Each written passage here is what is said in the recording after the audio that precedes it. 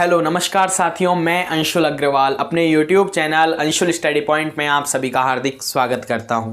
कि हथेली पर रखकर नसीब तू क्यों अपना मुकद्दर ढूंढता है, कि हथेली पर रखकर नसीब तू क्यों अपना मुकद्दर ढूंढता है, सीख उस समुद्र से जो टकराने के लिए पत्थर ढूंढता है। कि लहरों से डरकर नौका पार नहीं होती और कोशिश करने वालों की कभी हार नहीं होती। तो इन्हीं लाइनों के साथ हम क्लास की शुरुआत करते हैं और हम सिंपल इंटरेस्ट साधारण ब्याज वाले टॉपिक हैं उस पर चर्चा कर रहे थे। उस पर बेस्ड हमने क्वेश्चंस किए थे पिछली क्लासेस तक, और ये क्वेश्चंस जो आपको अब दिख रहा है इसी तरीके के क्वेश्चंस हम पिछली क्लास में भी कर चुके हैं। इससे ये क्वेश्चंस कराने का उद्देश्य है वो यही है कि ये प्रीवियस एग्जाम पेपर में आया हुआ क्वेश्चन है, इसीलिए मैंने इस क्वेश्चंस को पुटअप किया है, जबकि इस तरीके के क्वेश्चंस मैं पिछली क्लास में आपको करवा चुका हूं। और ये पिछली एग्जाम प्रीवियस ईयर्स की एक एग्जाम एसएससी सीएचएसएल 2019 पेपर में आया हुआ क्वेश्चन है ये, इसीलिए मैंने आपको ये क्वेश्चंस है वो कराने का सोचा। कि क्योंकि हमारा उद्देश्य जो मैंने आपको पहले भी बता दिया था कि हमारे जो क्वेश्चंस होंगे वो ज़्यादातर प्रीवियस एग्जाम पर आधारित होंगे। वो किस तरीके से एग्जामिनर है पेपर पैटर्न तैयार करता है, पेपर को बनाता है, उसी तरीके के क्वेश्चंस यहाँ आपको इस क्लासेज के माध्यम से करवाए जाएंगे। और ये क्वेश्चंस जो भी मैं सारे क्वेश्चंस किसी भी प्रकार के हों, किसी भी टॉपिक से रिलेटेड हो, वो इम्पोर्टेंट हैं, क्योंकि वह या तो प्रीवियस एग्जाम के पेपर में से उठाए हुए क्वेश्चंस हैं या कि वे इंपॉर्टेंट क्वेश्चंस जो कि आने वाली एग्जामों में आने के चांसेस हैं। तो ये क्वेश्चंस कराने का बस उद्देश्य यही है कि एसएससी सीएचएसएल 2019 का क्वेश्चन है, एज इट इज आया हुआ था, तो इस पर हम क्वेश्चन कर लेते हैं इसे। कि एक धनराशि 8 वर्षों में और 10 वर्षों का साधारण ब्याज, एक धनराशि है उस पर 8 वर्ष और 10 वर्ष का साधारण ब्याज का जो अंतर है वो कितना है, 200 रुपए है। जब हम पिछली क्लासेज में क्वेश्चंस कर रहे थे तो वहां हमें अंतर ना देकर डायरेक्ट वैल्यूज दी हुई थी, तो हमने वहां से क्या निकाला था, डिफरेंस। जबकि यहाँ क्या दिया हुआ है, अंतर दिया हुआ है, यानी कि 8 वर्ष व 10 वर्ष का जो एसआई है उसका हमें क्या दिया हुआ है, डिफरेंस दिया हुआ है। और डिफरेंस कितना है, 200 रुपए। 200 रुपए हमें क्या है, अंतर दिया हुआ है साधारण ब्याज का, किसमें, 8 वर्ष और 10 वर्ष पर किसी धनराशि का। तो क्या कहा गया, यदि ब्याज की दर 10% वार्षिक है, हमें ब्याज की दर दी हुई है 10% है, यानी कि आर का जो मान है वो कितना है, 10% है पर ईयर, और टाइम कितना हो जाता है, 1 ईयर। 1 ईयर का क्या हो जाता है टाइम, क्योंकि 10% वार्षिक कहा गया है। 10% वार्षिक का मतलब 10% दर कितनी है, वार्षिक 1 ईयर की है। तो हमें मूलधन कितना है ये फाइंड आउट करना है। तो हमारे पास क्या है, डिफरेंस है कितने, 8 वर्ष व 2 वर्ष का एसआई का। तो यहां से हमें पता चलेगा कि 1 वर्ष का एसआई कितना होगा। तो 1 वर्ष के एसआई के लिए हम क्या करेंगे, 8 और 10 का डिफरेंस कितना हो जाता है, 2 हो जाता है। तो यहां से हमें एक बात पता चली कि 2 वर्ष का जो एसआई होगा, सिंपल इंटरेस्ट होगा। इस तरीके के क्वेश्चंस हम पिछली क्लासेज में भी कर चुके हैं, जिसमें कि हमने ऐसे 2 वर्ष का एसआई निकाला था। और यहाँ से हम बात करें तो 1 वर्ष का एसआई, 1 वर्ष का साधारण ब्याज है वो कितना हो जाएगा, 200 में डिवाइड कर देंगे 2 का, तो कितना आएगा आंसर, 100 रुपए। यानी कि 1 वर्ष का जो एसआई है, सिंपल इंटरेस्ट है, वो है 100 रुपए है, 100 रुपए है। जबकि हमें रेट दी हुई है कितनी है, दर 10% है और टाइम 1 ईयर का है। हमसे पूछा क्या है, मूलधन कितना है, तो हम वही फॉर्मूला यूज करते हैं, कौन सा, simple interest is equal to में P into R into T upon 100। यहाँ हम वैल्यू लिखते हैं डायरेक्ट, क्या एसआई हमें दिया हुआ है, एसआई 1 वर्ष का एसआई कितना है, 100 रुपए, इज इक्वल टू में P, मूलधन हमें ज्ञात करना है इसलिए एज इट इज लिख देते हैं। दर R का मान हमें दिया हुआ है 10%, 10 as it is, into time कितना है, 1 ईयर, क्योंकि 1 ईयर का एसआई तो हमने यहाँ लिखा है, तो इसलिए टाइम कितना लिखेंगे, 1 ईयर, और उसके बाद में क्या है, 100 अपॉन में। तो यहाँ से क्या करेंगे, 1 0 से 1 0 ये कैंसिल हो जाती है, और इसका सॉल्यूशन करने पर P is equal to, P as it is यहाँ रहेगा, 10 का यहाँ मल्टीप्लाई हो जाएगा, यानी कि 1000 रुपये। नॉर्मल क्वेश्चंस था, कोई ज़्यादा टिपिकल क्वेश्चन नहीं था। बस कराने का जो उद्देश्य था वही यही था कि पिछली एग्जाम में ये क्वेश्चन आया हुआ है, यानी कि मैं आपको साथ के साथ में प्रूफ भी देते हुए चलता हूँ कि जो हम क्वेश्चंस कर रहे हैं या जिस टाइप के हम क्वेश्चंस कर रहे हैं वो एग्जाम में किस प्रकार से आते हैं।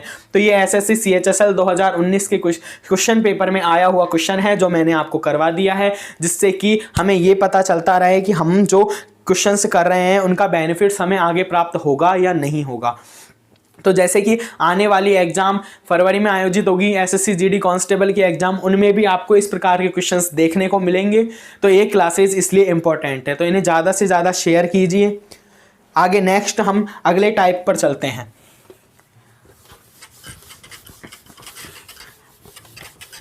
अगले टाइप पर हम क्वेश्चंस करते हैं, अगले टाइप से रिलेटेड।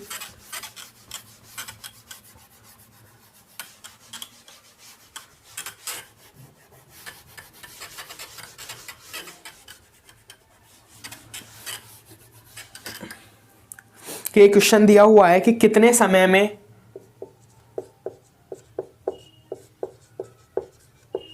कितने समय में 10% की दर से 10% की दर से 10% की दर से ब्याज मूलधन का, ब्याज है वह मूलधन का रिलेशन दिया हुआ है हमें, मूलधन का 2/5 हो जाएगा, 2/5 हो जाएगा, 2/5 हो जाएगा। ये क्वेश्चन में कहा गया है। हमसे क्या पूछा है, इसमें टाइम पूछा है कि कितने समय में, कितने टाइम में 10% की दर से जो ब्याज है, इंटरेस्ट है, वह मूलधन का 2/5 हो जाएगा। तो हमें यहाँ कोई भी वैल्यूज नहीं दी हुई हैं, तो अब हमें क्या करना है, इस रिलेशन से फाइंड आउट करनी है वैल्यू, कि जो कहा गया है कि ब्याज मूलधन का 2/5 हो जाएगा। यहाँ से हमें कैलकुलेट करनी है वह वैल्यू जिसमें कि मूलधन ब्याज हमें काउंट करना है, और उसके बाद में हम इसका सॉल्यूशन करेंगे। तो बहुत ही इजी क्वेश्चन है, कुछ भी नहीं है, आपको तरीका ध्यान में रखना है और उस तरीके से क्वेश्चंस को करोगे तो आपको बेनिफिट होगा। तो जैसे कि इस क्वेश्चन में कहा गया है कि क्या होगा, कि ब्याज है वो मूलधन का 2/5 होगा। हमारे पास ओनली एक ही कहें तो एक कंडीशंस दी हुई है ओनली, कि ब्याज है वो मूलधन का कितना होगा, 2/5 होगा। तो हम जानते हैं कि मान लो ब्याज है यहाँ, तो ब्याज मूलधन का यानी कि मूलधन है, हम इस लैंग्वेज को मैथमेटिकल के रूप में लिखें।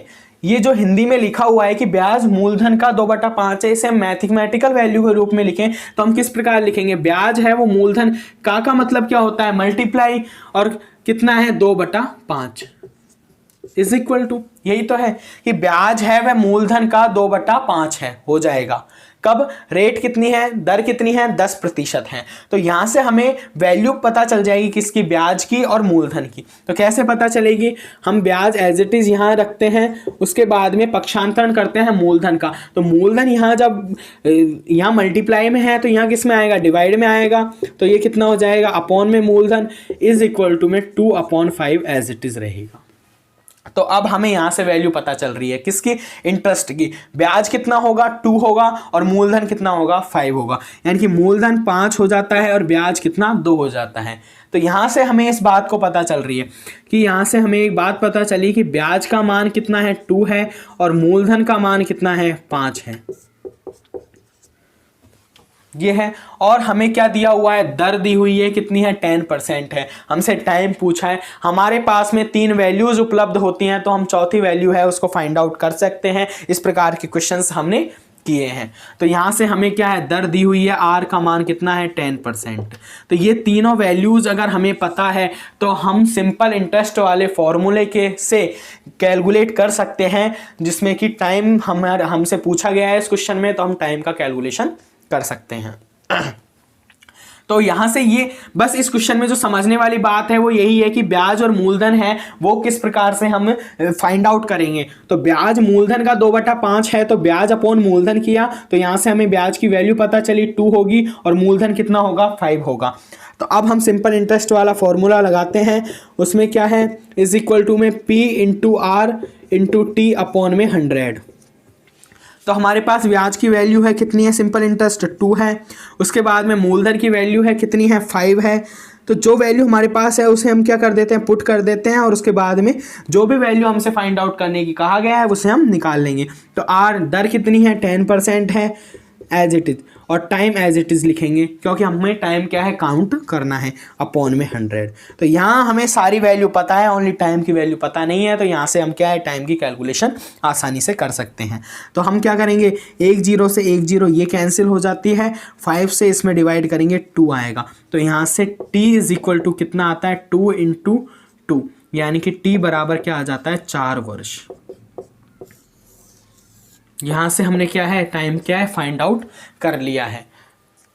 पूछा क्या था हमसे, समय ही पूछा था कि कितने समय में 10% की दर, कितने समय में 10% की दर से जो ब्याज है वह मूलधन का 2/5 हो जाएगा। तो हमने इस कंडीशन को यूज किया, इस लैंग्वेज को यूज किया कि ब्याज मूलधन का 2/5 हो जाएगा, तो ब्याज मूलधन का यानी मल्टीप्लाई 2/5 हो जाएगा। यहां से ब्याज अपॉन मूलधन किया, जिससे कि हमें ब्याज की वैल्यू पता चली और मूलधन की वैल्यू पता चली। तो ब्याज कितना हो गया, 2 हो गया, मूलधन कितना हो गया, 5 हो गया, और दर r बराबर 10% हमें दी हुई है। तो हमारे पास ये तीनों वैल्यू मौजूद है, तो हम सिंपल इंटरेस्ट का फॉर्मूला यूज कर और टाइम की वैल्यू फाइंड आउट कर सकते हैं। तो हमने क्या किया, सिंपल इंटरेस्ट वाला फॉर्मूला यूज किया, P × R × T अपॉन 100। तो वहां सिंपल इंटरेस्ट की वैल्यू ब्याज की कितनी हुई, दी हुई है 2, मूलधन कितना दिया हुआ है 5, और दर 10% × T अपॉन 100। तो टाइम की वैल्यू यहाँ से हमने क्या किया, 1 0 से ये कैंसिल की है, ये कैलकुलेशन किया, 5 का डिवाइड किया इसमें 2, और 2 × 2 कितना हो जाता है, 4 वर्ष। यानी कि टाइम जो आया है 4 वर्ष, यानी कि 4 वर्ष में 10% की दर से ब्याज है वो मूलधन का कितना, 2/5 हो जाएगा। तो ये क्वेश्चन समझ में आ गया होगा आपको, और ये इंपॉर्टेंट क्वेश्चंस है। इस तरीके के जो क्वेश्चंस है वो किसी भी एग्जाम में आने के चांसेस रहते हैं, चाहे वह रीट हो, संगणक हो, या पटवार जैसी एग्जाम है जिनमें कि मैथ्स के क्वेश्चंस का ज़्यादा इंपॉर्टेंट रोल होता है, उन एग्जामों में इस प्रकार के क्वेश्चंस आते हैं। हम आगे नेक्स्ट क्वेश्चंस पर चलते हैं। इसी टाइप पर आधारित क्वेश्चंस हम अब करेंगे, जिससे कि हमें ये तरीका पूरी तरीके से पता चल जाए कि किस तरीके से हम इस प्रकार के क्वेश्चंस हैं उनका सॉल्यूशन आसानी से कर सके। मैं आपको सारे टाइप्स यहाँ करवाने की कोशिश कर रहा हूँ, एक कोई भी कहीं तो मैं किसी भी प्रकार का क्वेश्चंस है छोड़ने का प्रयास नहीं कर रहा हूँ, क्योंकि हम सभी क्वेश्चंस यहाँ कराएंगे, चाहे वो प्रीवियस एग्जाम में आए हुए हों और आने वाली एग्जामों में के लिए इम्पोर्टेंट हो। कि कितने समय में, यहाँ भी हमसे क्या पूछा है, टाइम पूछा है, कि कितने समय में 20% की दर से, यानी कि 20% की दर से, 20% की दर से मिश्रधन मूलधन का, अब यहाँ क्या है, मिश्रधन है, मिश्रधन मूलधन का, मिश्रधन मूलधन का 5 कितना 5/3 हो जाएगा, 5/3 हो जाएगा। वही सेम एज इट इज पिछले क्वेश्चंस की तरह ही है, बस वहां हमें क्या है, ब्याज और मूलधन में रिलेशन दिया हुआ था, यहाँ मिश्रधन और मूलधन में रिलेशन दिया हुआ है। तो हम जानते हैं कि ब्याज क्या होता है, मूलधन क्या होता है, मिश्रधन क्या होता है। तो इन बातों के लिए हम किसी भी प्रकार का हमें रिलेशन दे तो हमें क्या है, उससे कोई भी प्रॉब्लम नहीं होगी, उसका सॉल्यूशन हम आसानी से कर सकते हैं। तो यहाँ वही बात कही गई है, टाइम हमसे पूछा है, 20% दर दी हुई है, R = 20% है, और कहा क्या गया है कि मिश्रधन मूलधन का 5/3 हो जाएगा। तो मिश्रधन मूलधन का 5/3 है, तो वही लैंग्वेज, हम लैंग्वेज को मैथमेटिकल रूप में लिखते हैं। तो मिश्रधन है वह मूलधन का यानी मल्टीप्लाई, और 5/3 5/3 हो जाएगा। तो इज इक्वल टू में ये वैल्यू, तो यहां से हम क्या निकालेंगे, मिश्रधन अपॉन मूलधन, मिश्रधन अपॉन ये मूलधन यहाँ क्या है, मल्टीप्लाई में है, तो यहाँ क्या इसमें आ जाएगा, डिवाइड में आ जाएगा, मूलधन इज इक्वल टू में 5/3 क्या हो जाएगा, 5/3। तो यहां से हमें पता चली कि मिश्रधन की वैल्यू 5 होगी और मूलधन की वैल्यू कितनी होगी, 3 होगी। तो यहां से हमें एक बात पता चली कि मूलधन यानी कि P है, उसकी वैल्यू कितनी है, 3 है, मिश्रधन की अमाउंट की वैल्यू कितनी है, 5 है। ये बात हमें पता चली। मूलधन कितना हो गया, 3 हो गया, और मिश्रधन कितना हो गया, 5 हो गया। जबकि हमें यहाँ क्या चाहिए, ब्याज चाहिए, क्योंकि ब्याज के आधार पर ही हम क्या कर सकते हैं, कैलकुलेशन कर सकते हैं। क्योंकि सिंपल इंटरेस्ट का जो फॉर्मूला हम यूज करेंगे, simple interest is equal to में P into R into T upon 100। हमें टाइम की कैलकुलेशन करनी है तो हमें दर चाहिए। दर कितनी है, दी हुई है 20% है, और मूलधन P की वैल्यू 3 है, लेकिन हमारे पास ना SI की वैल्यू है ना T की वैल्यू है। तो हमें एक वैल्यू फाइंड आउट करनी है पहले, उसके बाद में ही हम टाइम निकाल सकते हैं। तो हम कौन सी करेंगे, साधारण ब्याज। तो ब्याज कैसे निकालेंगे, हम जानते हैं कि मिश्रधन इज इक्वल टू में क्या होता है, मिश्रधन क्या होता है, P प्लस I होता है। P प्लस आई का मतलब कि मिश्रधन मूलधन प्लस इंटरेस्ट होता है।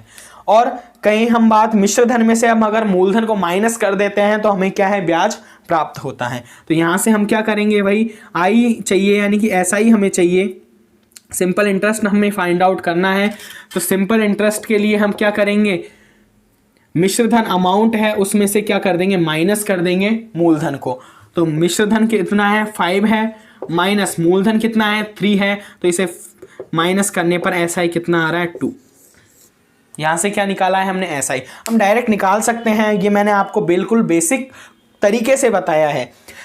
जब मूलधन 3 है और मिश्रधन 5 है तो हम जानते हैं कि मिश्रधन में से हम मूलधन को माइनस कर देते हैं तो हमारे पास इंटरेस्ट ब्याज निकल कर आता है। तो 5 माइनस 3 करने पर कितना आ जाता है, 2 आ जाता है, यानी कि SI है वो कितना आ जाएगा, 2 आ जाएगा। तो SI कितना हो गया, 2 हो गया। तो यहाँ से हमें वैल्यू फाइंड आउट करनी है किसकी, टाइम की। तो एज इट इज पुट कर देते हैं, SI की वैल्यू कितनी, 2 इज इक्वल टू में P की वैल्यू कितनी है, 3 है। यानी कि इन वैल्यूज़ का हमें क्या है, यूज़ करना है। ये वैल्यूज़ ही हमें क्या है, इस क्वेश्चन का सॉल्यूशन करने में क्या करेंगी, हेल्प करेंगी। तो मूलधन हमने फाइंड आउट किया है, मिश्रधन हमें पता चला, उसके बाद में हमने SI निकाला है। तो SI की वैल्यू हमने लिख दी 2, मूलधन कितना है, 3 है, तो 3 इंटू दर R कितना दिया हुआ है, 20%, तो 20 इंटू टाइम हमसे याद करवाया है, तो हम टाइम का वैल्यू निकालेंगे। तो यहाँ से अब क्या करना है, ओनली सॉल्यूशन करना है इसका। तो 20 का इसमें डिवाइड करने पर 5 हो जाता है, कितना, 5। तो यहाँ से टाइम है टी एज इट इज इधर रहेगा, उसके बाद में 5 का इसमें मल्टीप्लाई हो जाएगा, तो 2 इंटू 5 अपॉन में 3 यहाँ आ जाएगा। ये कैलकुलेशन है और इसको तो आप आसानी से समझ गए होंगे। जब मैथ्स के इस प्रकार के क्वेश्चंस आप कर रहे हैं तो इस प्रकार की कैलकुलेशन हम जानते हैं कि 5 यहाँ डिवाइड में है तो यहाँ मल्टीप्लाई में हो जाएगा, 2 एज इट इज़ है, 2 इंटू 5 अपॉन 3, क्योंकि यह 3 मल्टीप्लाई में है तो अपॉन में चला जाएगा। तो ये वैल्यूज़ किस प्रकार से निकल कर आ रही है,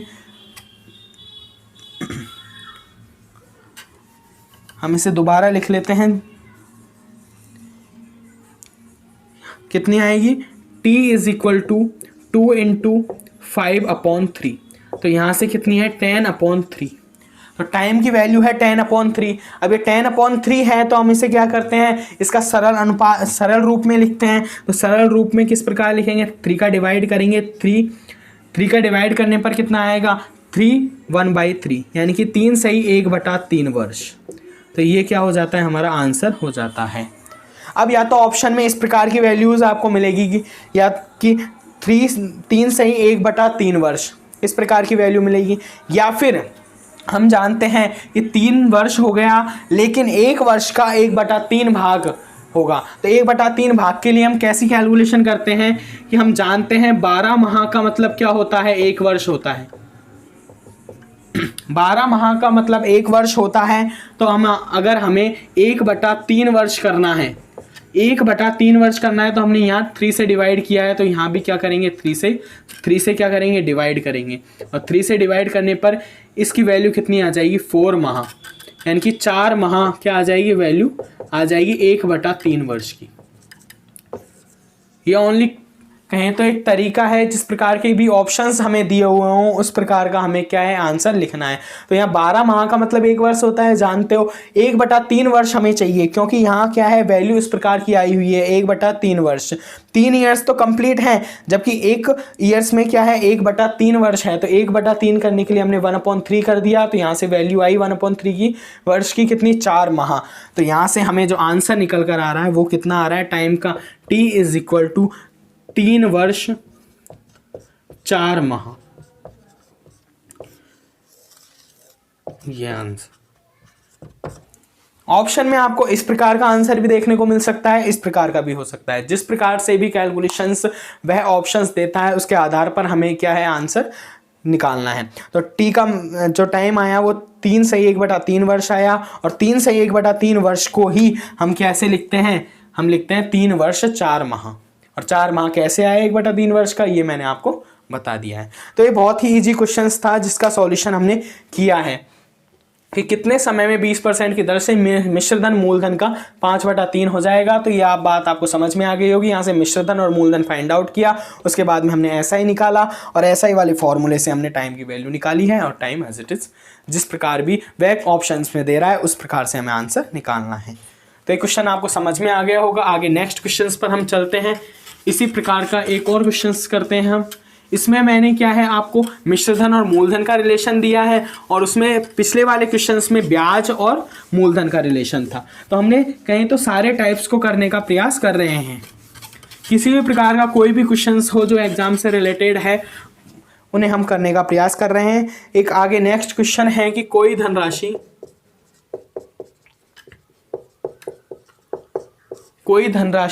R% साधारण ब्याज की दर पर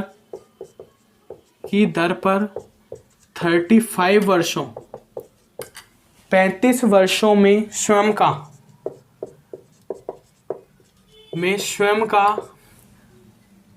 79/16 गुना हो जाता है। 79/16 गुना हो जाती है। तो R का मान क्या होगा, ये पूछा है हमसे। तो R का मान क्या होगा,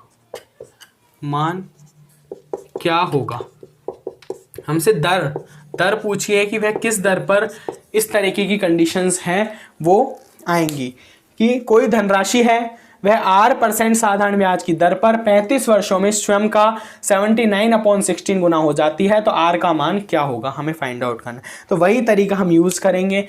कोई भी धनराशि है, वो अमाउंट हमें पता नहीं है, R% साधारण ब्याज की दर है, उस पर 35 वर्षों में स्वयं का 79/16 हो जाती है। स्वयं का मतलब क्या होता है, मूलधन ही है जो किसी को उधार देते हैं या किसी से कहें तो उधार लेते हैं, जिस पर ही ब्याज दिया जाता है और लिया जाता है। तो ये स्वयं बता रहा है, ये किसको बता रहा है, मूलधन को बता रहा है।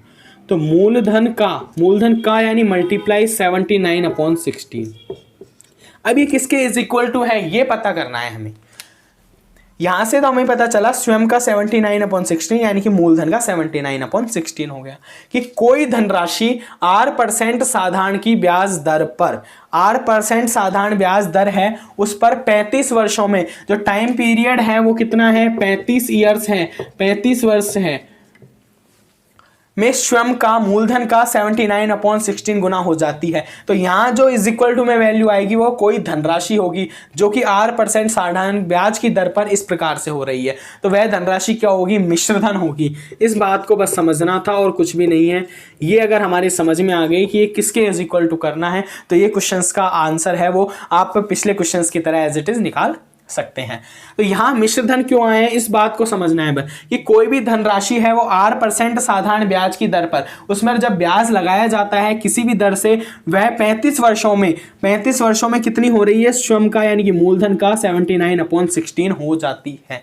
ये कहा जा रहा है कि यानी कि मिश्रधन है वह R% साधारण ब्याज दर पर मूलधन का 79/16 हो जाता है। अगर डायरेक्ट ये दिया हुआ होता तो हम आसानी से इस क्वेश्चन का सॉल्यूशन करते हैं, बट हमें ये समझना है, इसकी लैंग्वेज को समझना है कि मिश्रधन है वो मूलधन का 79/16 है। यह है बात कि कोई धनराशि R% साधारण ब्याज की दर पर 35 वर्षों में स्वयं का 79/16 हो जाती है। तो ये बात हमारी समझ में आ गई। यहां से हम क्या निकाल लेंगे, वही मिश्रधन अपॉन में मिश्रधन अपॉन मूलधन करेंगे, ये आ जाता है 79/16। तो ये मिश्रधन की वैल्यू हो जाती है और ये मूलधन की वैल्यू हो जाती है।